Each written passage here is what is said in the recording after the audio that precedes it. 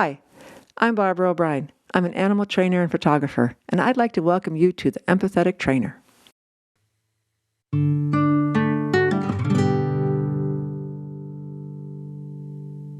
All right. Hi, this is Barbara O'Brien. Welcome to the Empathetic Trainer podcast. Today's guest is someone I've been so excited to talk to because I think he's just shaking up the horse world with a message that we all really need to hear. Lockie Phillips is a horse trainer, international clinician, equestrian coach, and horse dad. He's a retired professional dancer, nerd, Australian by birth, and resident of Spain by choice. He uses emotional horsemanship to have a better connection with his horses. And when it comes to horse training, Lockie believes that obedience is out and empathy is in. Well, okay, the title of our podcast is The Empathetic Trainer. And I thought, okay, well, that's a pretty darn good thing that this guy needs to be on our show. So we're grateful for you taking the time. Welcome. Thank you for having me. I'm really thrilled to be here. And it's really kind of fun, what the opposites of what we are right now, because you told me that you're in your jammas, which I think is awesome, because it's like 8:30 in the morning and help me pronounce correctly, but is it Galicia, Spain? The Galicia. Oh, okay, Galicia. sorry. And that's northwestern Spain? Correct. Yes, okay. Just above Portugal. Okay, and it's a mountainous area? Yeah, I mean, most of Spain is pretty mountainous, but our area is more sort of rolling hills, green countryside. It looks like Ireland, but just much longer summers and much better summers, but very, very wet winters. Mm-hmm. That sounds like western Wisconsin. I mean, there's the rolling green hills, and so it's like 8:30 in the morning where you are, and it's 1:30 or so in the morning where I am, and so I hope you're an evening person. Actually, I'm not, but I'm happy. You're not. I'm so excited. I stayed up. Thank you. I stayed up. Well, I'm really honored that you would meet at this time. That's actually that's a big deal because thank you.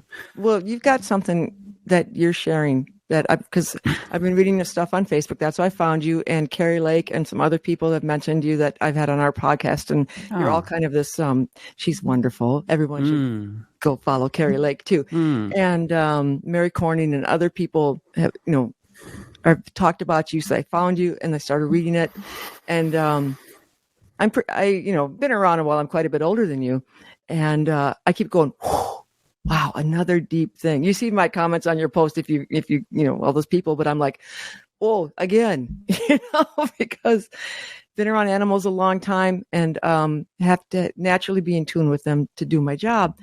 But you are continuing to challenge even what I thought I was doing in a really good way. Like you're challenging my precepts of like, I'm good and I'm being nice to animals and I'm right. Because you're challenging that. So I want to talk about that because what we said about obedience is out and empathy is in.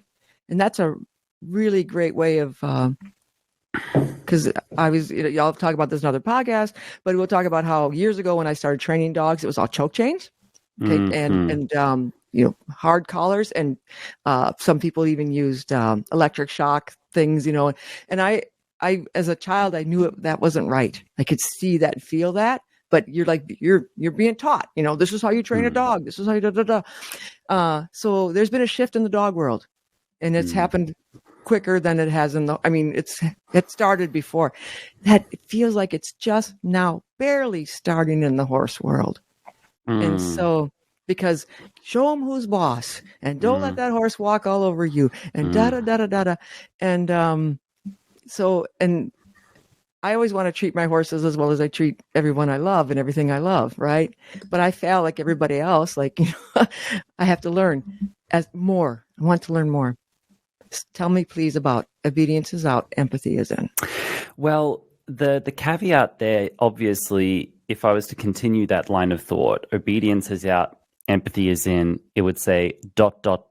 parentheses for who, right? So this isn't for everybody. I'm very, very clear about that. And then I'm not here to represent everybody, and I don't want to change anybody. What I'm here to do, and I'm very, very crystalline on this point, I'm here to represent who I think is the most underrepresented and underestimated community within the equestrian sphere, and that is the private owner.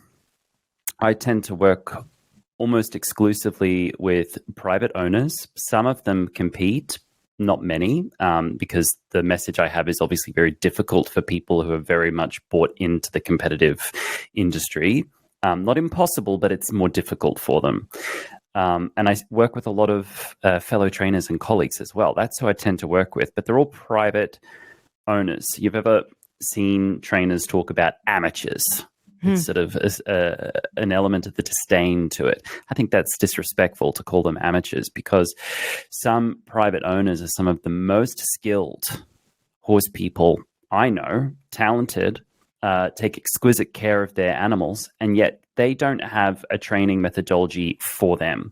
What they have available to them is agricultural methodologies, and I can explain in more detail the etymology around that, or they have competitive methodologies.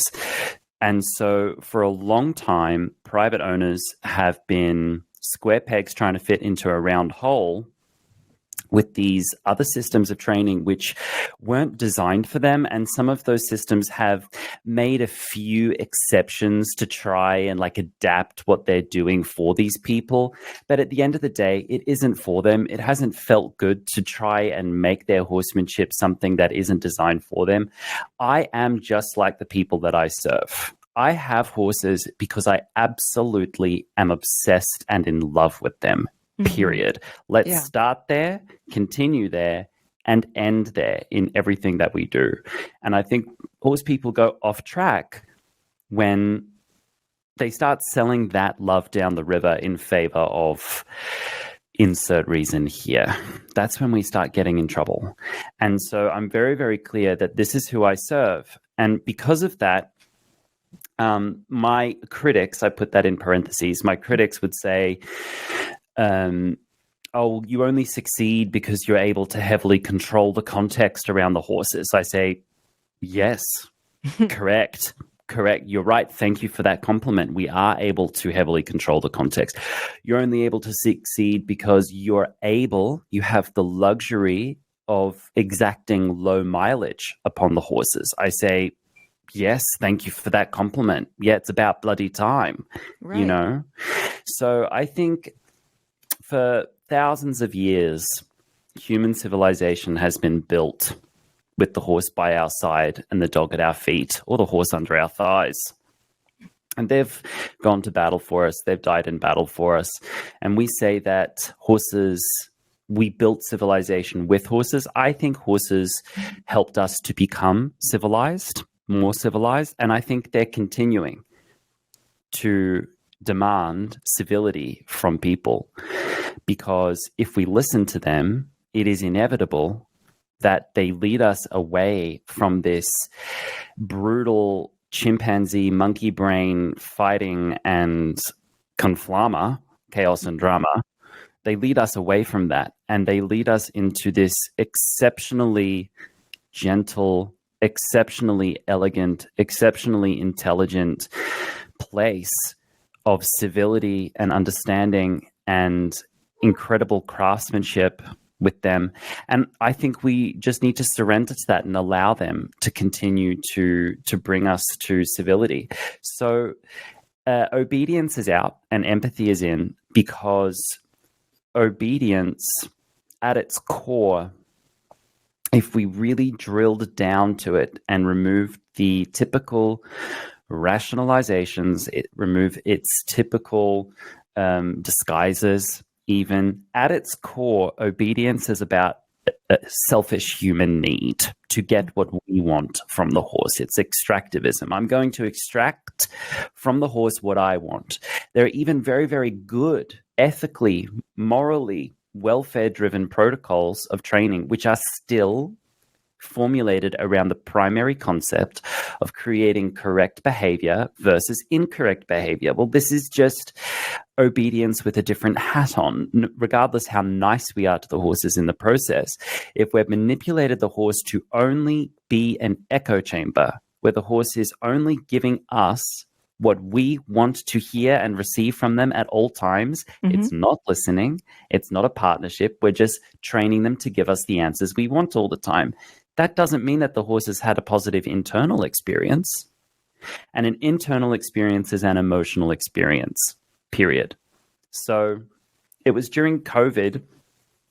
I hope I'm allowed to say that without the algorithm putting you in the doldrums. But during the big C, right. I really decided to sort of metaphorically come out of the closet with my training methodologies, because I was calling it emotional horsemanship for several years in private to my best clients, only because the word emotion and emotional continues to be a dirty word. Well, there was a time, you're young, but there was a time when scientists or people, the thought was animals don't have emotions. Oh, there are people who are still very much in that place, and that's been thoroughly disproven, has been disproven for at least 20 years. Yeah. But I mean, that's just like mind-boggling to me. Like, oh, he doesn't care. He doesn't mind. He was, because we'll hear this with dogs. He doesn't know that. He doesn't feel that, ridiculous. That's all rubbish. I'm so far past all of that it's a given. That's not even just the writing on the wall. That's a journey that I have. Me and my people and my community, we are so far past that question. Of course, we can discuss that question, but I'm trying to keep things. Let's see what's really, really in front of us, because I agree. I just was showing you that, quantifying that 100%. Even 20 years ago, behavioral scientists discouraged animal trainers from using the word fear to describe responses in animals. Instead, they called it a negative, energetic arousal or something like this. They had some other euphemism for it, because they didn't want to attribute what they thought was anthropomorphic emotions on animals. But what we've discovered is that all mammals share the same neurology for emotion, the same primary emotional systems, are absolutely congruent across all mammalian species. And it's really true, because yes. In the past, we've worked with some young people, girls that have had lots of trauma, adverse childhood experiences, things like that. And we, with our animals at the farm and things. And okay, so when I worked with a frightened animal, there's a certain type what they look like and what their feelings give off, right? And when I work with a troubled, frightened girl, it is the exact same thing that comes off of them. So you can't tell me there's any difference between this mammal, the human, and this horse, this dog, this sheep that is frightened or upset, or this is why animals are so healing, because it's the same opposite. So completely agree. Yeah, 100%. And behaviorism also, in my view and experience, is not enough, because behavior is what separates us species to species.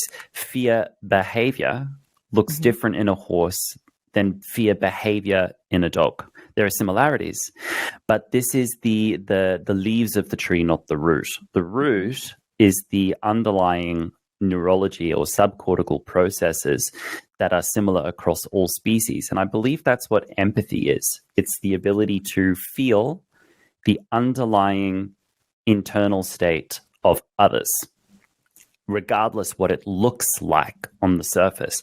So though behavior is really important, and behavioral modification protocols are important, they're a tool in our toolbox as horse people, I'm trying as much as I can to encourage the people I work with to develop past an obsession with the mechanical, develop past an obsession and fixation on behavioral outcomes, because behavioral outcomes, they are the last thing to occur in an event for an animal. First, there's an internal motivation, and then it processes, and then eventually it becomes external. But sometimes horses can have changes which can only be felt, not seen.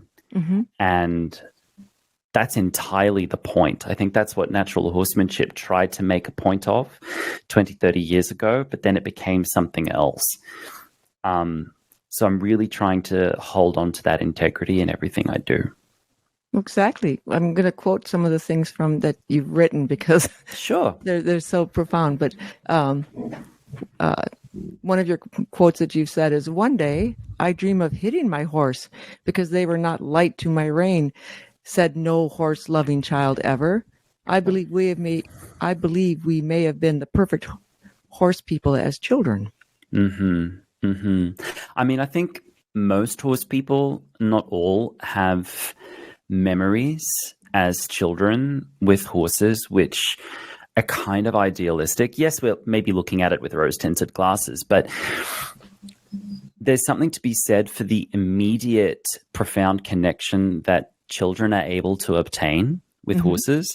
I think all of us, if we're instructors, have stories of horses that were a bit crappy with adults, like they had a pretty combative relationship with adults, but with children they just melt, you know. It's true. Yeah, I've seen it. So I'm kind of, we're all trying to go back to that place. Why as children was the connection easier, and why as adults is the connection more difficult? These are the questions we need to be asking, in my opinion. Yes. Do you have an answer for us? Yes. As so far, based on my research and experience, what I understand, and I'm not a scientist, I'm just a nerd. I'm I like that. I think it's a great title. Really clear. I'm not a scientist, I'm just a nerd. I don't think you have to be a qualified scientist in order to observe the science and integrate it in what you do. But anyway, that's another conversation. In my experience and what I think so far, the human brain has three basic levels. We have the instinct, which is the brainstem. That's the nervous system responses. So flight, fight, freeze, fawn, maybe forage as well. It's the nervous system. Then you have the emotional brain on top of that, which is the limbic system. It's memory formation, it's conscious movement, it's emotional system. And then you have the abstract brain on top of that. The abstract brain is decision-making, abstract thought, invention. Right. Yeah. It's non-emotional. In trauma circles, it's the executive. We call it the executive. Executive, exactly. And so the executive system, it's about 4 million years old, but the emotional brain, the next layer down, is 150 million years old. And the lizard brain, the brainstem, it's 250 million years old. So from an evolution standpoint, our executive brain is kind of like a baby that's still shaking a rattle. It's not very mature. It needs a few more million years to cycle on itself and to edit out some of its dysfunction. And it's not well integrated with the rest of our brain. We also have modern education, which is designed to take the executive system, circle on it and only on it, and continue to disconnect it from the rest of the brain, because we don't need a workforce of fully integrated empathic people. That is unhelpful, because someone working a crappy job somewhere, if they actually united with their body's truth and realized, oh my God, I'm being taken advantage of, that's not helpful to the powers that be. They need someone whose body is just a vessel to take their brain to a mindless task. So that's part of the Industrial Revolution and this late stage capitalism hellscape we find ourselves in. It's all part of this kind of weird tapestry that human culture has sort of woven for itself, with this very strange part of our brain which builds abstraction on top of abstraction on top of abstraction, and takes us often on these random side quests way upriver, far away from empathic truth, where you will see a situation of someone doing the most egregious practices to a horse that you can imagine, and then they can sit in front of you, clear-eyed and calm and cold, and rationalize it to you in explicit detail, enough so that someone else would start to nod their head and say, that starts to make sense. But actually, if you are connected to the emotional truth of it, it makes absolutely no sense whatsoever. This is why we're struggling here, because adult education encourages that, and the way the human brain develops from the age of about 12 through 25 is increasing this part of our brain. And so it's very heavy, it's very difficult to overcome. And training people to reunite the rest of their brain in what they're doing is kind of what I'm obsessed with. Clearly, but I think it's good. It's needed. It's good. It's needed. You are stirring up the horse world as we speak, yeah, in a good way, because they're on the internet. I'm not going to have to go into I don't want to have slander or libel, so I'm not going to say anything. But there's some awful stuff, Yeah, that has been coming out that someone bravely shot, videoed, of some pretty awful abuses. It's, as an animal lover and someone who, it's not, it's like if somebody filmed someone beating a child. It would just put you right over the edge. And you stood up and you're like, hey, horse people, if this continues, first of all, it's horrible for the horses. But if we accept this, our privilege of having horses is going to get taken away from us. Potentially, yes. Yeah. Well, I mean, in the long run. And I just went like, wow. And if we did continue and all of us treated horses like that, they should take them away. But the point is, the average the person who loves horses isn't going to do that. That truly, we're not wired to do this. Right. When I was a kid and they said, no, you jerk the dog, you jerk him and make him sit, and you jerk him and you pull him, and the child in me goes, no, we don't hurt things, And so, like, even that as a child, I knew that that's not how we're going to get a happy, a happy thing going. And try to tell a cat what to do. There's no obedience in cats. I don't even, how could that be? And I work with cats, that's what I do for a living, right? And I love them, I adore them, but we are choosing. They only go because they want to. So anyway, I love that with my horse, right? Didn't was it Ray Hunt or Tom Dorrance? But it was sort of like, first the horse goes and then you go and then you go together, something like that. Like it was a choice. It was like, you're not forcing the horse, you're going together. And I really like that. So do you want to, without us getting into any slander or libel, because we don't want to get in trouble, but we can. I've got no problem I've got no problem speaking specifically on it. So there was a man named Cesar Parra who allegedly, if I say allegedly, I'm safe, allegedly enacted egregious abuse upon horses and has been doing it allegedly for over 20 years. And everyone knew. And now that it's filmed, and with the recent changes in the community around horse sport social license to operate, there's a groundswell and the voice is starting to build. But when I saw that, I was horrified, of course, but also not surprised. And I've been screaming into the wind about this for a while. I don't think I'm new to this conversation, though. I think there have always been people, quote unquote, like me. There have always been voices who have expressed concern on behalf of the horse. And there have always been people operating in training modalities with the horse with enormous integrity and welfare. Ray Hunt and the Dorrances, they are prime examples of that. There's always been voices. I think what I'm doing is trying to get people to simplify rather than complicate, but simplify with deep understanding. Don't simplify by making things more stupid and by making things more asinine, because modern marketing tries to get us to do that. Speak it as if they're idiots. No, I want an intelligence here. We shouldn't be more asinine and simple. We should be more deeply understood. But edit it down, take away the complications. So someone like Cesar Parra, allegedly with that abuse, is able to enact that alleged abuse on horses, and then clear-headed sit there and make a video talking about connection with horses and treating them well. It's almost a black comedy. Yeah, exactly what you were saying prior to that.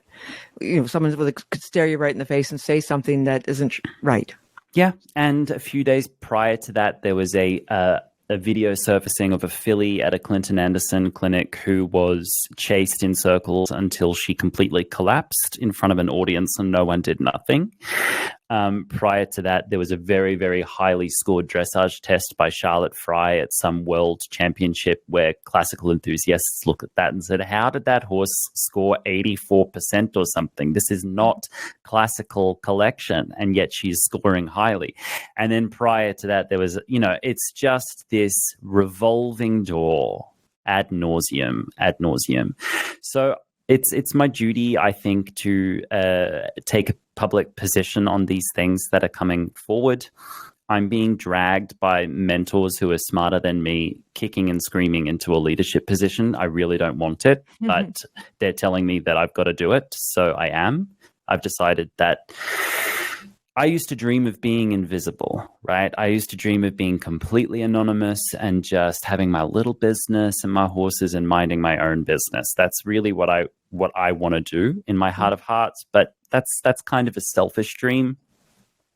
And if my life is to be of something of value to others, not just to myself, and if I'm to be someone who leads others, then I need to take that role on. So I now see it as my duty to take a public position on this and speak on it. And it's the oldest parable in the books. It's the emperor's new clothes, right? I'm the kid at the end of the village pointing and saying, but the emperor is just naked. That's who I am. That I am that voice. Everyone else is saying, oh, can't you see the clothes? Oh, can't you? No, the emperor has no clothes.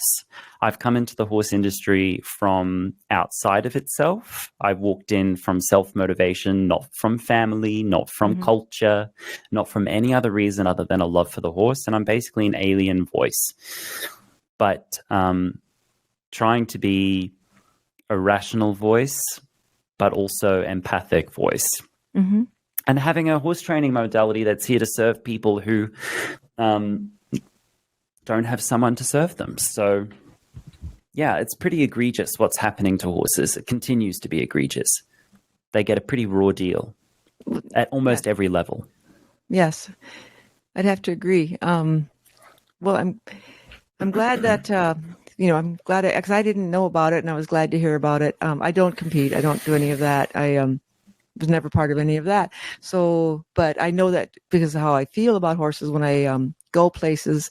Like you do this too. You can walk into a barn and or a place where horses are, and you can read right away the feeling of how the horses.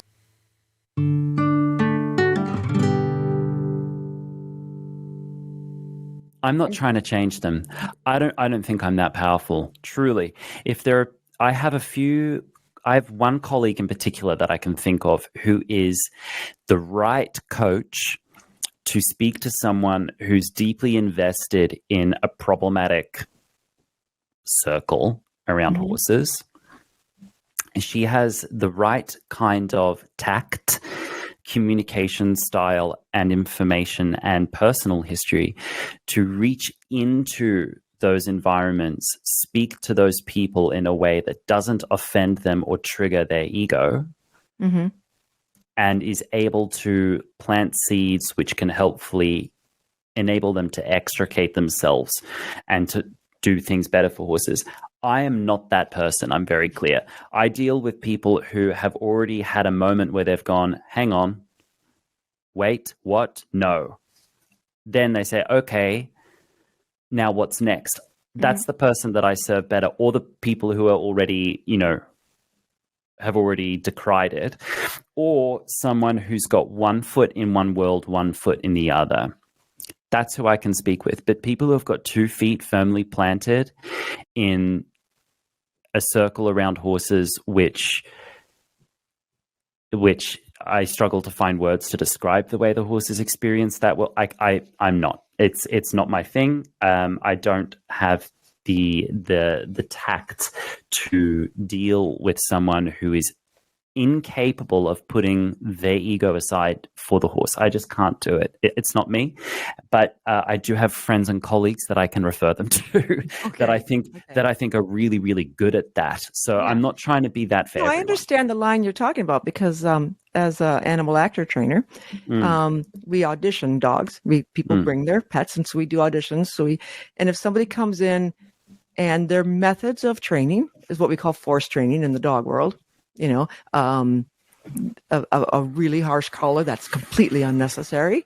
Oh yeah, he'll hold it, pinches the ear to make him hold an object, and so we, instead of like publicly jumping on this person, and we go like, wow, that's you got a really nice dog.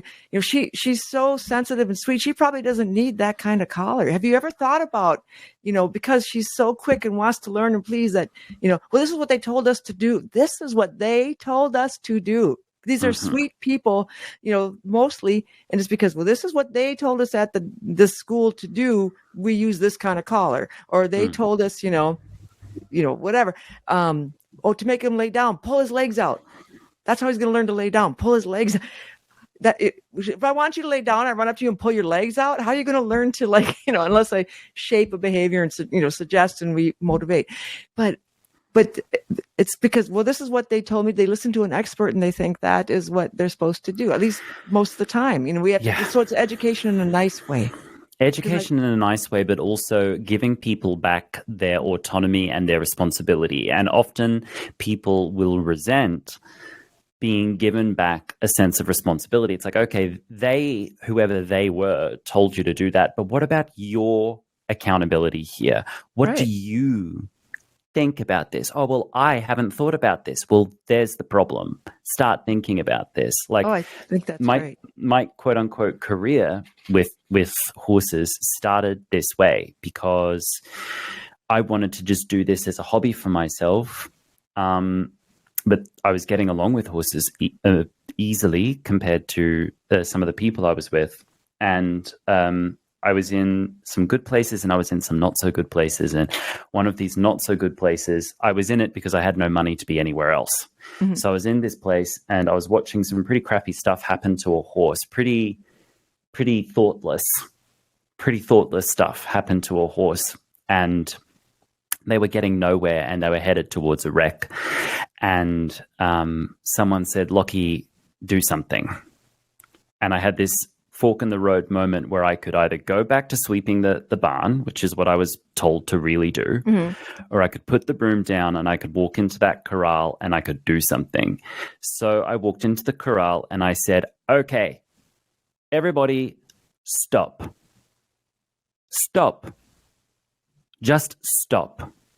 Think about what you are doing. Look at the horse. I could hear your boots make contact with that horse's ribcage from inside the barn. What are you doing? And there's sort of this egg in the face kind of moment, like a kid getting caught in the middle of a crime. They kind of look up and go, what? It's just like this. It's like, everybody stop what you're doing. And to this day, my voice is still that. I'm here to interrupt the pattern. Everybody put your tools down, stop and think what you're doing. Because I really believe most of us, if we actually thought about it and took the beginning of that thought and allowed ourselves to take 3 more steps forward with that same line of thought, we'd all come to a similar conclusion, which is, oh, this is a problem. Yeah, it is a problem. So now we can do something about it. But I'm very clear, I never give unsolicited advice, ever. It's inappropriate. I never do it. I will never give unsolicited advice. People need to be ready to hear something else.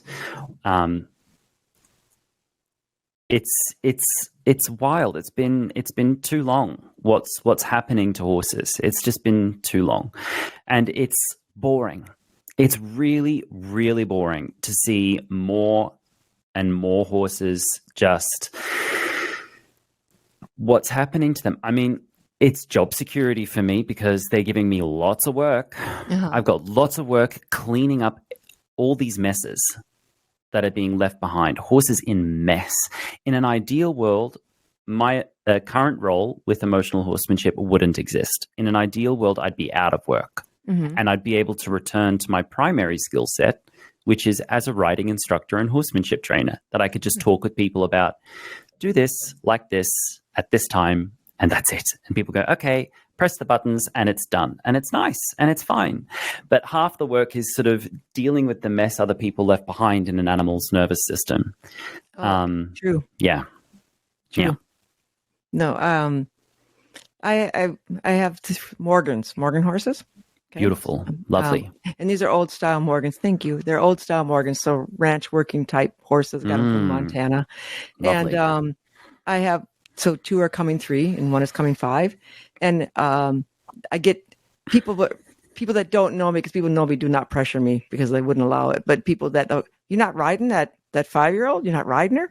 She's coming 5. You haven't saddled her. A, her bones have to finish going. Start there. Right. B, that horse is certainly, because I got her as a 3-year-old coming 4-year-old, and it took months and months and months to build the connection and the trust, and like, I'll be safe with you, because she came off of the Montana range, and her whole world, she's the watcher. There's a predator, there's a bear, there's a coyote, there's danger, right? Come to this Wisconsin, and it's all just rolling nice and pleasant, and no bears. But she doesn't know that, Right. And she came from a herd of 60 horses to a Wow. herd of 7. So Right. she's like, wait a minute, there's not enough of us here to keep everybody safe, So, but knowing it's like a kid with trauma, knowing they've been through stuff and being aware of it, and instead of expecting them to behave like, well, shouldn't he behave? He's going to behave based on what he has only known and learned, And so to be cognizant, so it's taken months and months, and that's fine. It's fine, Yes, it is. I love that when I go out there, she's like, oh, hey, And we, like I mentioned earlier, we were gone all week, and we have 2 younger horses too that came. It was really funny because you talk to your horses. I know you do. The 2 3-year-olds, the one ran up right away because she hadn't seen me for the normal amount of time I spent with them. So she runs up, smells me up and down because I smell like, about 20 or 30 dogs from the day. So she sniffs me up and down. Now, the old me would have went, get your nose away from me. Don't get close to me like that. You're going to bite me. New me goes, I see your body language. I'm watching you. Yes, of course, smell, figure this out. But she ran up to me, and her whole thing was, Mom, you've been gone, and my sister's been picking on me. And like I said, I'm not an animal communicator. I'm sorry, I can't even communicate. I'm not an animal communicator, but her feeling of like, oh, you're finally here, and I have so much to tell you. I wish everybody had that with their horses, because it's the greatest feeling to go out there and have them.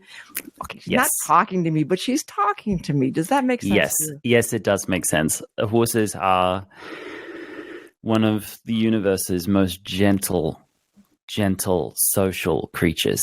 They have the capability of forming deep and complex attachments to each other and to us.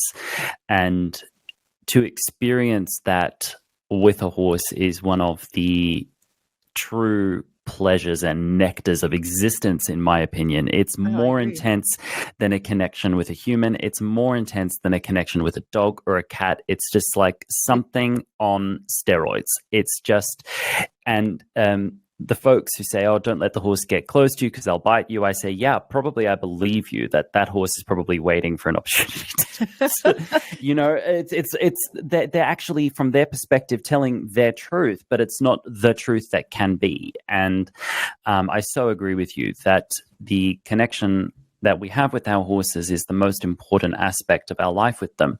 And if you can build that connection, it can form the most wonderful springboard for excellent riding and training and the craftsmanship of horsemanship. I'm very, very clear because my critics, let's say, I'm putting that in parentheses again, the people who criticize the pony petters like myself say, oh, well, you don't ride, you get stuck in groundwork cycles. It's like, yes, well, maybe less of our horses are ridden because we are more discerning about which horses are appropriate for that activity based on their health, their conformation, their emotional profile. Not all horses should be ridden. Period, because some horses just don't have the anatomical health for it. Some horses don't have the nervous system health for it. And we are more discerning, and we put more filters in place so that the horses who are ridden truly are ready, able, and willing to do that. But I want to make sure that if there is to be a change in horsemanship, that we are able to return to these tropes, to these common activities, totally reimagined with the horse by our side as a willing participant, truly willing participant. Exactly. Yes, 100%. Are you familiar with the sport of agility for dogs? Okay, right? Do the dogs look like they're having a blast? Oh, yeah. See, no, so I mean, there's probably abuses in some parts somewhere, I don't know, but from what I watch, I mean, at least in the level, they look like they're having a blast. Right? Because it's a willing thing. They're doing it together. We're going together. When when dogs are working sheep, I have border collies, and he's doing his job. I don't know if the sheep are having a blast, but the dog is really having a good time. So when I think that's really possible to have a partnership versus slave obedience forcing you to do this. Yeah. And okay, I want to make a quick note about sheep, because sheep, I'm learning, because I have my I have a little tiny flock. And I love them beyond words. Okay. I can't even explain it. I love them. And they love me, but they are just like horses in the sense of how their calming signals, the way they move as a group is so because they're a prey animal as well, right? And so it's really, really fun because they know my voice, they know me, they love me. Stranger comes in, and I can determine in a second if that stranger person is going to be someone that they can connect with or not, based on how the way his body language is, or the way they trust. It's the same as horses. Horses know right away. The sheep know right away. Can we trust this person, or can we not trust this person? So I can go to a big sheep farm where they're not all pets like mine. A big sheep farm. Naturally, they're going to run away from humans. It's like we don't want to be around humans.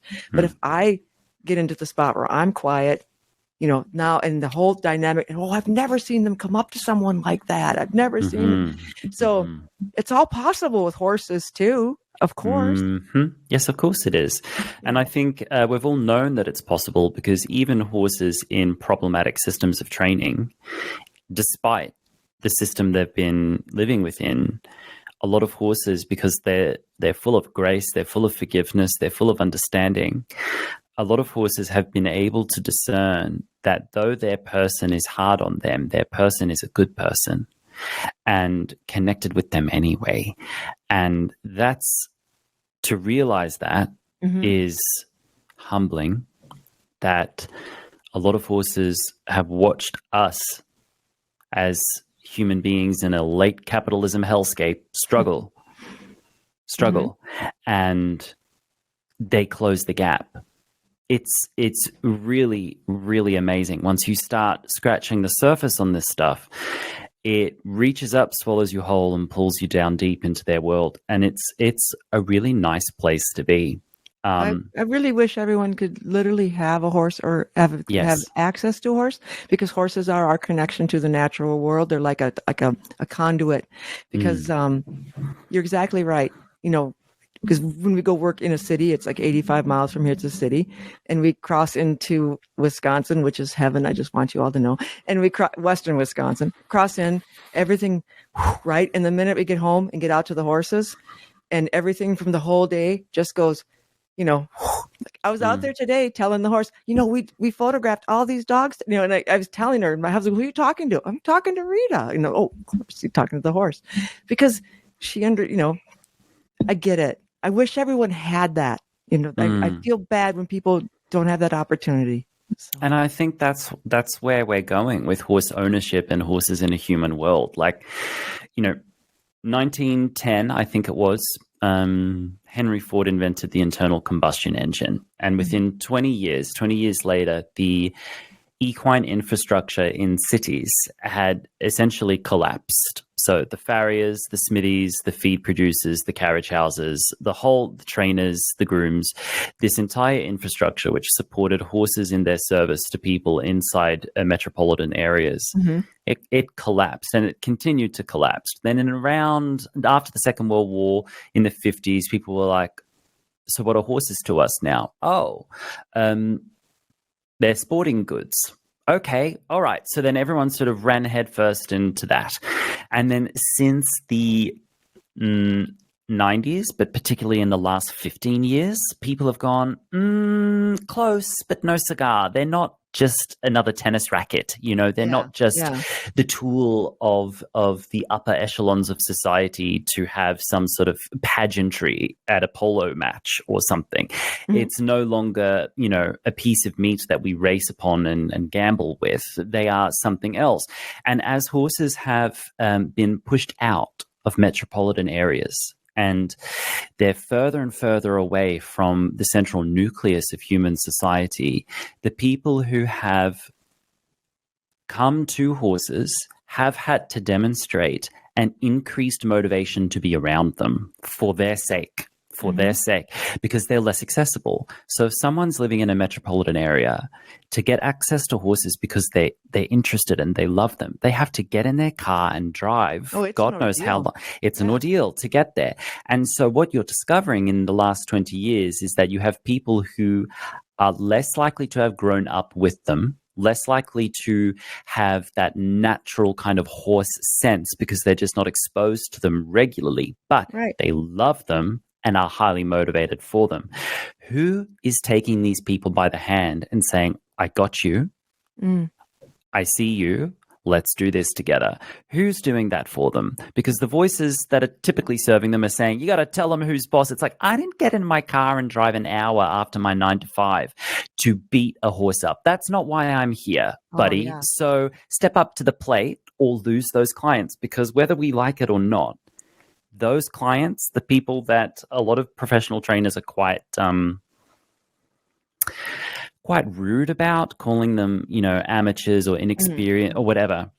These are the bread and butter clients that are now paying the bills of most horse trainers. So we need to pivot and discover that we need to treat them with respect, and we need to understand their needs and change our training programs to be horse-centered, horse-first, not performance-focused and performance-first. You are so correct, because I had the very hardest time finding. I'm in a rural area, and finding a trainer that would treat horses the way I want them to be treated. Right? It was really, really hard. And I finally came across, she grew up. It was a girl I had known as a child, or when she was a child, and, watched her grow up. And then she went out west and was gone for a while. She came back to Wisconsin, and I'm like, oh, I'm so glad you're back. She was on my podcast. Her name's Tiffany Stauffer, and she came out with my horses, and she's showing me some very soft, we're trying to work with this anxious mare. And she said, you're shouting. I said, I haven't said a word.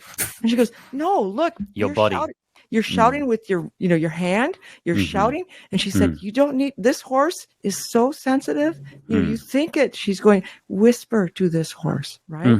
And then she said, because you're like a border collie, because you're, all the time. And you don't need, she said, slow, stop, slow. And I was like, I was ready to hear it, ready to learn it. And so, and normally people would have to go to her, but she's willing to come to me because I won't take my horse in a trailer yet. It's not time she's not ready to go in the trailer yet. We're not going anywhere yet. So I'm really blessed to find her. Right. Wow. But other trainers, there was an incident when your horse was here, not horses, sorry. Get upset about this still. I sent the horse to the trainer. He's not a horse I have now. And, there was an incident in the cross ties, and he fell back over and hit his head, and we're sorry, whatever. I mean, I'm starting to go like, well, what's going, what's going, you think these people that know things, and we're going to like, okay, well, you're the expert. And then your eyes open up and you just go, I'm not sending my horse anywhere. I'm just not. I don't trust anymore. Right. That's why Tiffany, I trust Tiffany, I suppose, but it'd be traumatic for the horse.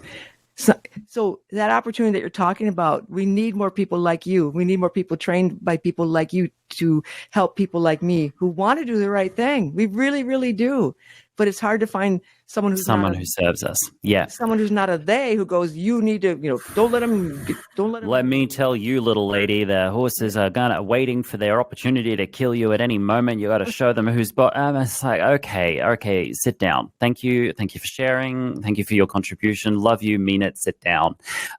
Go and serve an agriculturalist who takes a 2-year-old with a liquid pelvis. And needs to get them within 6 months from unbroken to working on a feedlot. Go work with those people. Yes, with those sorts of horses, you're going to have to install all sorts of emergency brakes, because that horse is going to have a catastrophic failure because you're sitting on a liquid skeleton at 2 years old. Yeah. And so we need to understand the etymology from which these systems are springing forth from. But I meet a lot of horses on that whispering point of view. I meet a lot of horses that are coming out of systems who they have been yelled at their whole lives. And this is the funny part. It's funny to me because they've been yelled at their whole lives. Then they're rescued or bought by someone who's deeply caring and wants to have a softly approach. And so this new owner starts speaking softly to this horse. Right. And this horse basically goes, oh, God, another language. I just figured out being yelled at. I just barely understood. I just barely managed to understand being yelled at and just manage to cope. And what you want to what? I can't hear you. I can't hear you. So they're using small amounts of pressure, and the horse is saying, can't hear you. I'd rather you yelled. Can't hear you. I'll just wait for the command. Can't hear you. I'll wait for you to tell me what to do. And so owners are coming to them saying, well, how do you feel about this horse? And it becomes emotional monitoring, but these horses aren't ready for that as much as the people aren't. This happens in the girls and the kids that have had terrible trauma and things like that. Okay, they're used to being handled and talked to and treated a certain way, and you treat them in a different way. They resent it. Up their world because yes. First of all, because it's human beings, so then they go, I don't deserve that, which of course right. But they have no understanding. When one of the girls was living with us, and my husband's affectionate, so he put his arm around me, he'd care about me, whatever. And she got very, very upset because she was protective of me. Wow. He's not, you don't let him that close to you because our love language is different, right? She couldn't understand. She was protective. It upset her because he might hurt me. See, that's where her brain was going. So now that's a human being, different thing. But a horse, it's quite similar with horses. It happens with horses to the table, right? He brings that to the table. I say that because if there's someone out there listening who has a horse out of a system like that, and you're starting to embark on a gentle training modality, it's highly possible that this horse at the beginning will not prefer it. It's called the mere exposure effect. There's some science on this. The mere exposure effect, that we animals prefer the thing they've been exposed to the most. So if they've been exposed to abuse, they will prefer the abuse. It's something around Stockholm syndrome as well. Humans exactly the same way. Right. So horses are the same way. Horses are the same way. And I call it de-escalation. So you have to start with what the horse understands first. Within reason. And then you slowly de-escalate them from there. But don't start with our preferred language with the horse. You've got to start with what the horse understands. And I see that a lot with my clients is people will start with kindness first, whether or not the horse understands kindness. It's like, nope, you've got to create the language before you use it. You've got to build a language of kindness before the horse can understand it. And there's very, very specific things we can do about this. But for example, I've got a horse at home who was always handled very, very expertly. He's always had immaculate care. He's not abused, right? He loves people. He's not abused. He's not traumatized, but he has come from a sport horse dressage environment where there was a lot of pressure placed on him. So he understands high pressure horse training and handling, particularly under saddle. And initially, my softly approach, me just placing my hand on his neck and saying, how are you? Made him very uncomfortable. He was like, just tell me what to do. It even happened this week. I just had a new shelter constructed on my farm. Great big diaphanous open roof that the horses can walk under at any time they like. I've got these other horses, these rough and ready kind of mountain horses. They saw the roof and went, cool, and just walked straight under. My ex-dressage horse walked to the edge of the roof and went, oh, I don't know. And even though he's full of freedoms, he stood at the exit to the roof and just stood there. And he stood there for 10 minutes. And there was hay. 3 steps in front of him, there was hay, open hay, and everyone else had walked in. And he just stood there and said, I'm going to wait for commands. And I walked out there. I stood next to him. I said, what's going on? He said, I'm stuck. This is new. And I don't do new things unless I'm told what to do. And I went, oh. And at liberty, I just pointed forward and said, walk on. And he went, oh, thanks. And then he took 3 steps forward, and now he can walk underneath the roof. He waited for command. See, you would have thought that he would have loved the freedom to choose, but the prison is still in his mind. Oh, that's a exact parallel to human trauma. There we go. There's a window of tolerance. It's called the window of tolerance. And we can only tolerate so much change. So much health and change, good things, right? Like, that doesn't feel good. Feeling chaos and feeling all the pain and the bad stuff happening. That's what we're used to. And when we have to start doing stuff. So, real change is hard. Real change is animals hard. and humans, Animals and humans. Well, we are animals. Humans are animals. Of course, right? So perfect. There are only a couple of things, very, very specific neurological aspects of humans, which separate us from most other animals. But probably if orcas, killer whales, if they had opposable thumbs, they might demonstrate a far superior abstract intelligence even compared to us. They are incredibly intelligent. They have I've languages always felt and that way cultures. about all the cetaceans, the dolphins. Right. Dolphins. Yeah. They're doing high math. I mean, Yeah. we're way behind. Behind. Yeah. So, we need to remember that though we're wanting to represent something positive and a change, at a practical level, when we're in front of horses who come from systems to a certain extent will prefer the system that they've come from. And when we start introducing something that is a better deal for them, they don't know that it's a better deal until they know that. No. And so having patience and introducing things to them slowly and gradually is really, really important. And to speak about my horse again, the same horse who had got stuck at the roof. I've had a few trainings with him which blew his mind. I'll explain one. I got him all ready, groomed him, brushed him out, went through all the hullabaloo and put the saddle on and took him into the arena and put my helmet on, and I got on the mounting block and we had conversations around the mounting block, and I mounted him, sat, and he was all ready to charge about like a dressage horse. He was head up. I was like, right, off to work, clocked in. And I was just sat there and pet him on the neck, and he kind of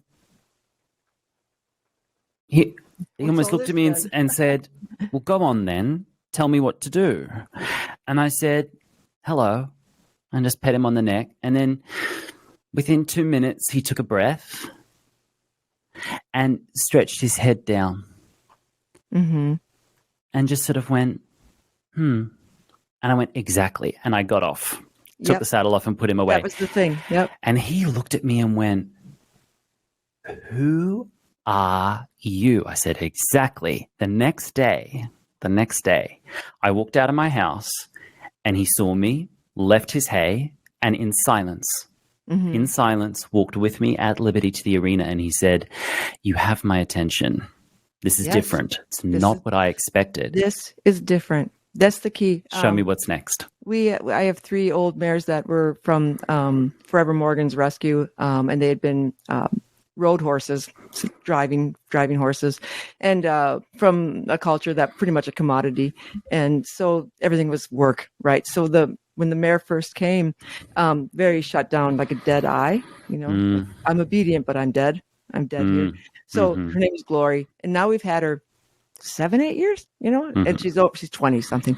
Anyway, Glory is happy, right? Because she doesn't do it. She's a pet. There's no, riding her or anything like that. She just has fun. Anyway, the young horse likes her butt scratched, and that's how I'm working on getting the back feet up. Is scratch, scratch, scratch. Little thank you for the feet, scratch, scratch. Right. So Glory was watching all this, and then never in her life would she dare ask someone to scratch her there. Because we don't do that with humans. That's against the rules, right? But she's watching, and then so Rita walked away, and then Glory looked at me, and she goes back. She backed up a step, and I didn't go like, "Oh my God, get out of my space!" No, she didn't. I didn't scream, "Get out of my space!" I went, "Oh, would you like me?" And then she backed up, and I went, I'm watching her body language, and I went, "How about this?" And she went, "That's oh my fantastic." God. And she went and then she was like a little kid, like, is this really okay? Because I'm going to get hit next. Someone's going to yell at me because I'm not supposed to, be here, standing here like this towards you. Right.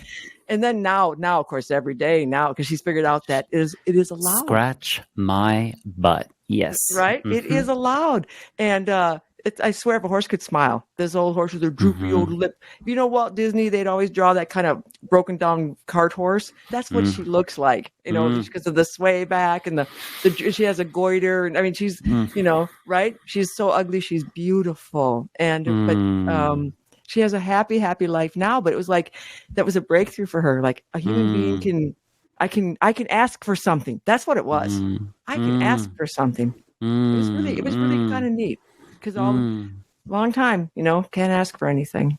So it's and I respect the people who are within that system, because not everyone has the luxury to listen to horses, because they might not be safe socially in the environment they're in to be that way with horses.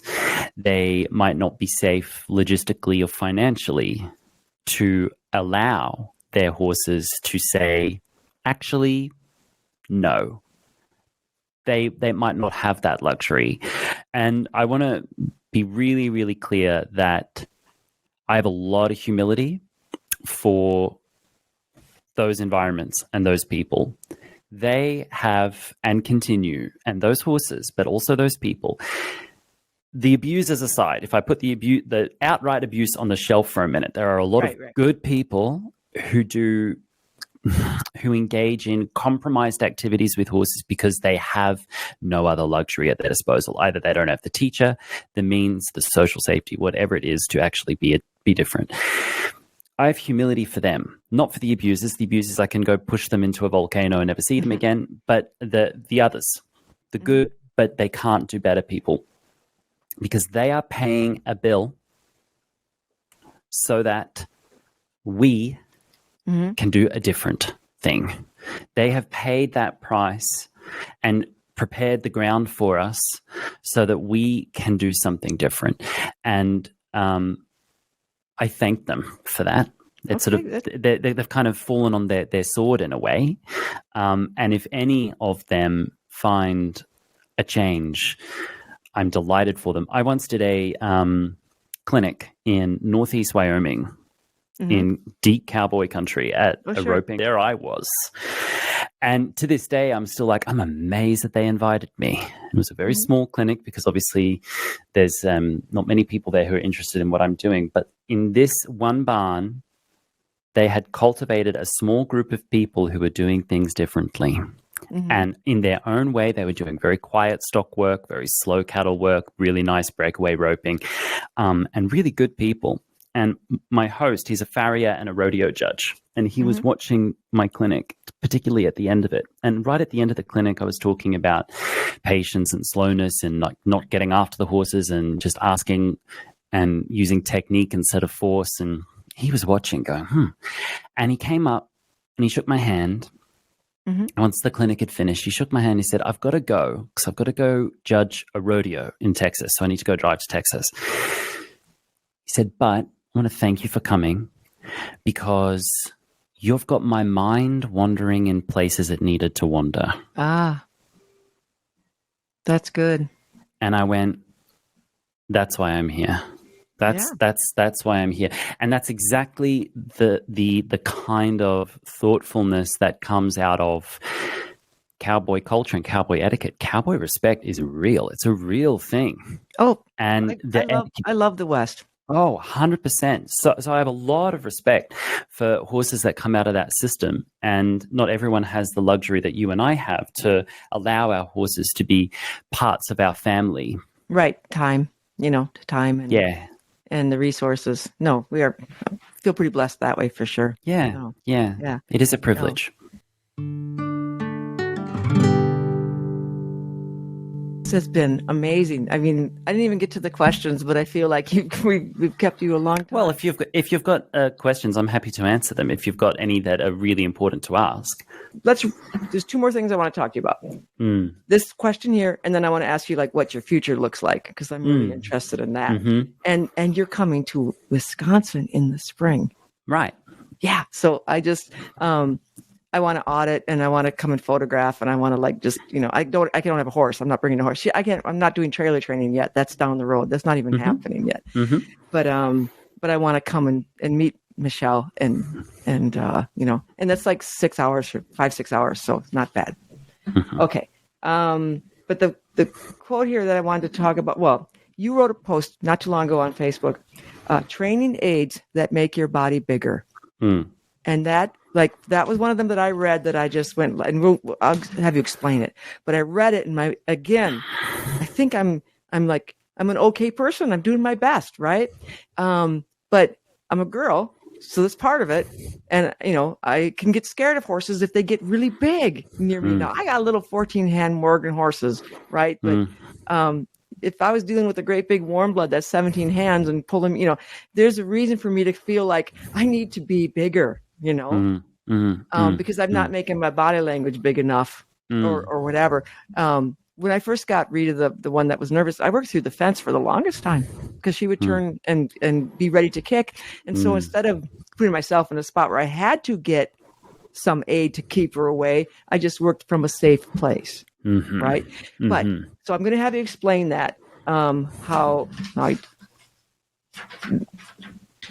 training aids make your body bigger. Make your body bigger. Yeah, let's talk about that. So some of these aids include sticks, whips, crops, spurs, flags, throwing ropes, etc. Targets to a certain extent, also anything that's a body extender or a pressure enhancer. So that underneath that would also come bits, particularly leverage bits, or even hackamores, leverage hackamores. Even bosals used in the Texas tradition will do the same thing. Anything that's here to leverage the human. I'm really interested in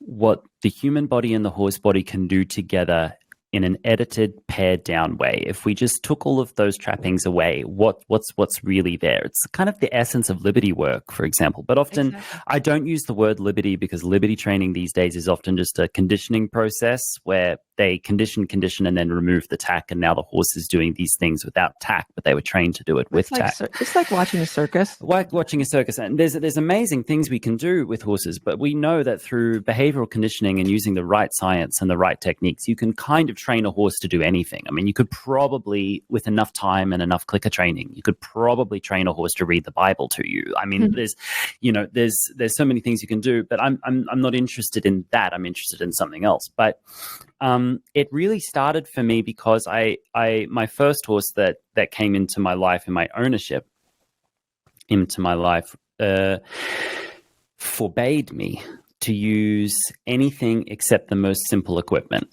When I say he forbade me, I mean he's built like a brick shithouse and would explosively escape if my hands had anything in them that extended and made my body bigger. His message to me was, Lockie, I heard you. I heard you when your little finger lifted. Exactly. You don't need to make it bigger. Right. You don't need to make it bigger. And I was like, interesting. And so I had to train him without all of these things. And so I learned how to lunge horses at all paces, how to increase impulsion at all paces, how to train lateral work and collection at all paces without spurs, without a stick, and without excessive leverage, just keeping it as simple as possible, because I had a horse that forced me to pay attention to detail and forced me to have technique. Now, there are a lot of people who use a stick and they say, but it's an extension of my hand. For the regular audience, explain stick so that some people might not know horses and visualize a limb of a tree. So just explain what you mean by stick. Well, for some people, it literally is a limb of a tree. I mean, in academic art of riding, they actually use willow branches or cherry tree branches, for example. But it's basically a whip, right? So form and function. Right. In various forms. Some of them have a lash on the end. Some of them don't. There's various different iterations of them. But they'll use it as an arm extender, and they'll use it to, for example, they'll stand in front of the horse at the nose, and they'll be doing some work in hand, which is groundwork, academic groundwork, and they'll be able to reach and actually touch the longest part of the horse's body away from them because they've got that arm extender there. I'm able to train horses to use their hindquarters without me touching them, even if I'm standing at the nose, just by signal, by position, and by movement and body language. So there are ways you can do it without a stick. But there are a lot of people who use sticks that say it's an extension of my hand and I've never hurt my horse with them. And I think that's, again, another human rationalization, which is very, very good. And if that is true, wonderful, wonderful. But in my experience, it's very rare to find horses whom have never been hurt or made uncomfortable by these tools. Because if the whip is truly not here to hurt or force compliance by an implied threat of, if you don't, I will tap you enough so that it stings so that you do it. Mm-hmm. If that is true, why not put a soft covering on the end? Yeah, why does it have a bite? Yeah. Why does it have a bite? Why does it have a sting? Even horsemanship flags, which you can't actually physically hurt them, which I actually prefer a flag, and I've used flags quite a bit. I prefer a flag because even if you came in accidentally really, really hard with the tip of it, it's not going to sting the skin. Right. Mm-hmm. But the flap of it for some horses is really frightening. And if we use flags, in my opinion, you must first condition them to not be afraid of the flapping fabric. So if you're using flags, but you haven't spent a long time making sure that the horse is not afraid of the flapping fabric, then you're using fear to comply or to create more forward motion.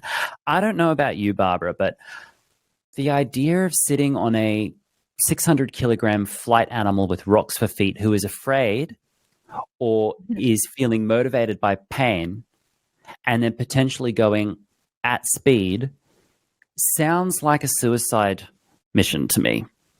And that just doesn't feel like a productive way to use my life. So I'm really interested in editing back these things, not because I'm trying to shame people for using these things, because I've used them too.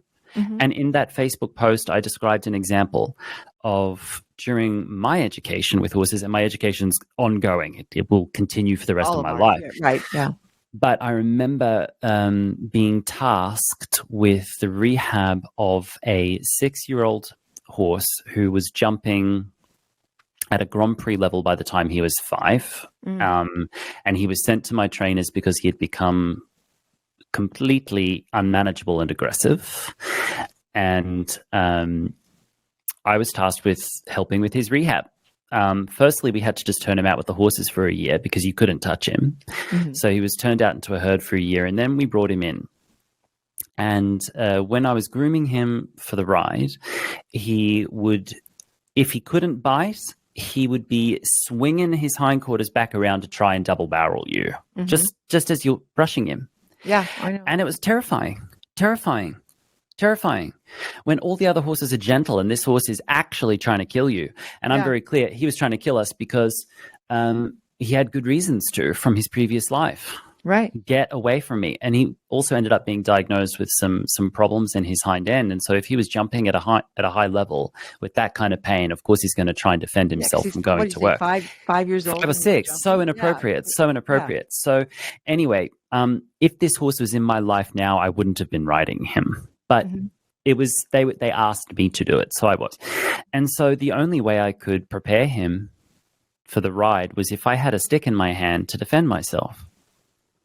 Mm-hmm. And I found that with the stick, I could defend myself. And then it was like, oh my God, I can protect myself around this large animal. And that was like, oh, and that was inappropriate because I was using violence to protect myself and threats of violence to protect myself against a violent animal. But at the same time, it's the solution to be kicked to death is not a solution.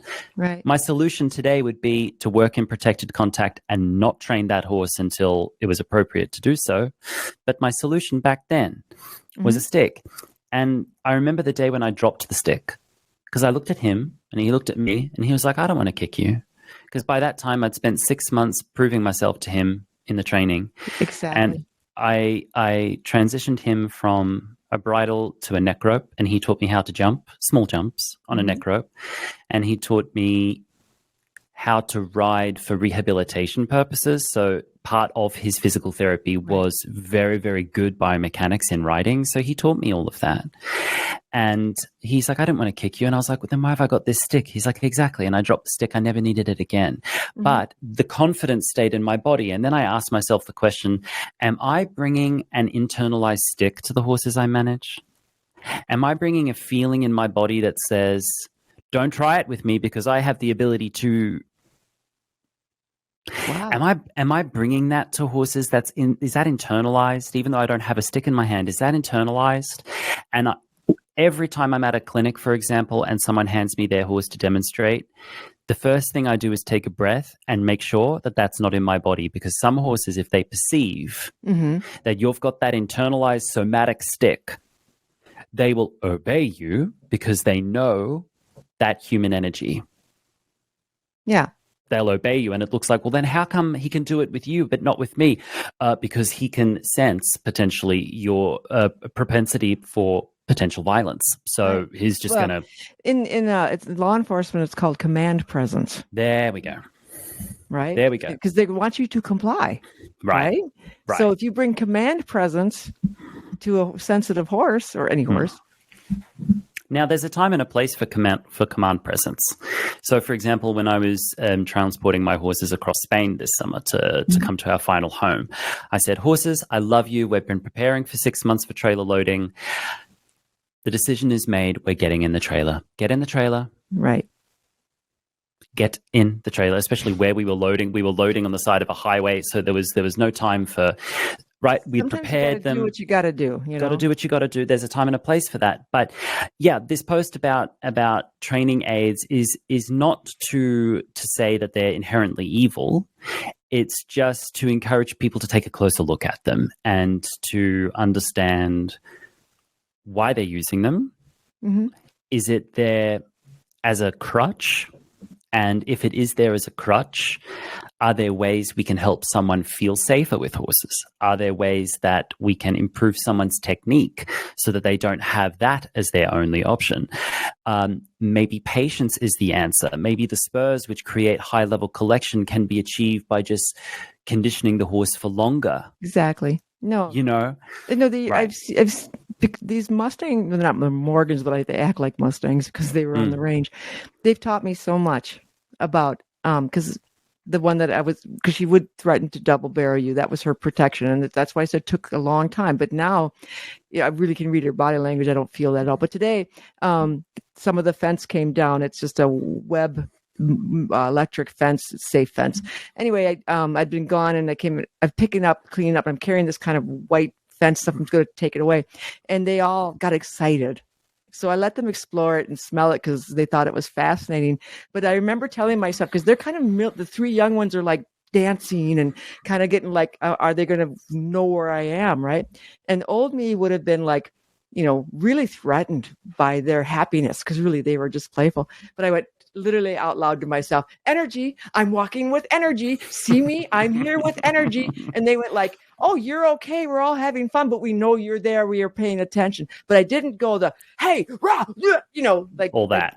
That it was just like literally to my head. I said, see, I felt happy about it. Like, you're happy. I'm happy. We're all happy. I got this cool thing you're all interested in, but I don't want you to get tangled in it. So we're going to go put it away, but I thought to myself, I got to bring more interesting objects out there because this was a great game, Yeah. But old me would have been, hey, get up, back up, whack, right. Because I feel threatened. Right. But I didn't. I felt happy.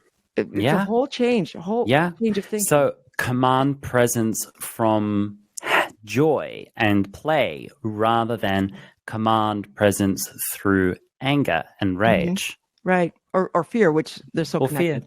Fear. Yeah. Exactly. Okay. Well, man, I'm going to process, keep thinking about this. What I love about editing these is I get to learn it all over again. So that's the best part for me.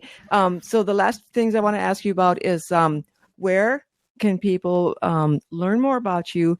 We're going to put all the links you gave us, of course, on the show notes and things, but you can certainly talk about what's the best way to communicate with you. You're coming to the United States, so you'll be doing it for my U.S. listeners. You'll be doing clinics, but you do clinics other places too, right? Yeah. So that's pretty cool. And then the best part, because we have the internet, people can, consult with you just like we're doing right now, and through your signing up. But on your website, you have like a free booklet, like a whole thing. Like I was reading that today. There's a lot of free information just to get started. So when they say something, you can look at your own heart and decide what's best for you and your horse instead of listening to them and what they've always done. So what's the best way to start the journey with you? Best way would be to follow my social media and then go and have some fun on my website. The website is emotionalhorsemanship.com because it's not my name. It's not LockiePhillips.com. It's emotionalhorsemanship.com because emotional horsemanship is a horse training methodology which has wings that can fly outside of my personality. This is not a cult of personality. Thank God that I'm building something that can exist without me. So go to my website, emotionalhorsemanship.com. You can find more information there, not only about me and my horses and podcasts and everything, but you can also book in to have sessions with me. So private sessions is still something that I love to do. Mm-hmm. I'm kind of fairly booked. Sometimes months. It's the 1:30 in the morning. Right. So I'm kind of 80-90% full from, we're filming in February. I'm 80-90% booked out until July this year. But there are still availabilities. You can do coaching sessions with me where we watch videos of your training together and talk it through. We also do live lessons. So I sit here from my office and I teach all around the world using cool. Pretty simple technology, real lessons in real time with horses. Wow. I'm watching in real time and giving them real instructions. So I do that. I teach 50, 60 people a week like this. I also have online courses, which you can sign up for at any time. Right. Yep. Check that out. I also have a video library where I put new content there every week that's super accessible and really affordable. And I put out tons of stuff on social media as well. YouTube, I learned Instagram, from every post Facebook. I read. I learned from the comments of the people that are kind of on the same page. They bring a lot to it. Oh, the best part about emotional horsemanship is the community that's building behind it. That is really the best part. If anyone listening who's ever felt really alone, like you're the only person thinking about this way, I want them to know that you're really not alone. You're so not alone that I can't keep up with the demand for this kind of work. I'm in the process of potentially building some instructors so that I can meet the demand. And I've even got a group of people who meet every week for free under the banner of emotional horsemanship without me there. They meet every week. So there's a community building. It's one of the best aspects of this. So come and join us. Come join the circus. It's nice over here. That's where you can find me. Oh, that's fantastic. Okay. So then my last question is, I'm curious. You're going to write a book? Because you're one of the best, most articulate person to explain what you're talking about. I mean, just when I read your posts and the way you write, it's like someday just keep that in mind. Maybe writing is old school, but man, I like a good book, and I just think that everyone would benefit from that.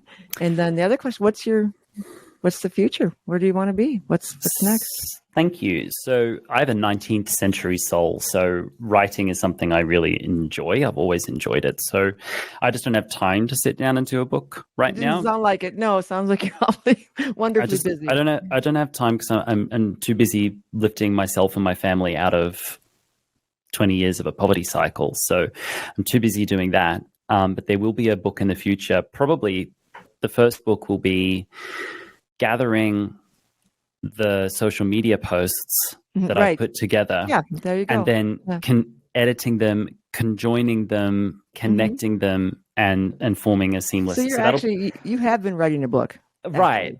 Yeah, but just very, very slowly, and all the chapters are on social media. But that'll probably be the first book when I'm ready to do that. But the future,